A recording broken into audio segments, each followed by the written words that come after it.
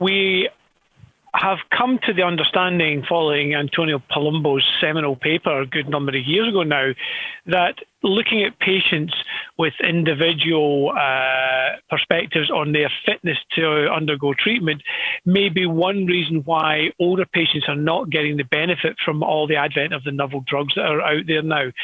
And this is something, oncogeriatrics is the area of medicine that looks at the impact of aging, accelerated aging, on the ability to tolerate anti-cancer therapy. And there are many reasons why this is biologically important, and we've just started to come to this in the last couple of years in myeloma.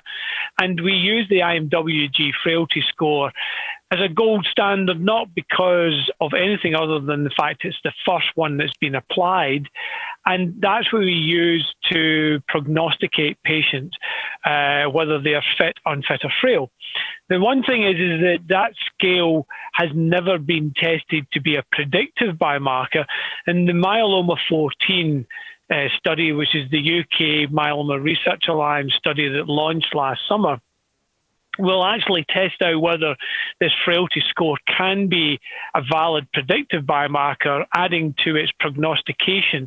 There's already been proven by Antonio's seminal work, but also the work of Sonja Wiegman and colleagues since.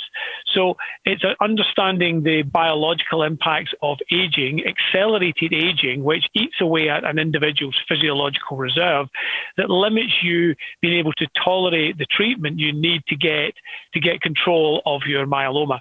So when you look at 5-year survival rates, for example, those patients under the age of 65, under the age of 70, have shown an incremental benefit on their 5-year survival rates over recent years with novel therapies. But the older person hasn't seen quite anywhere near that incremental benefit.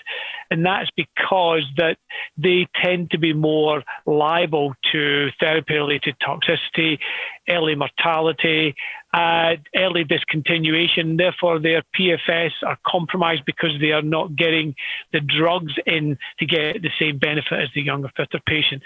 So it's an area that we are evolving our understanding.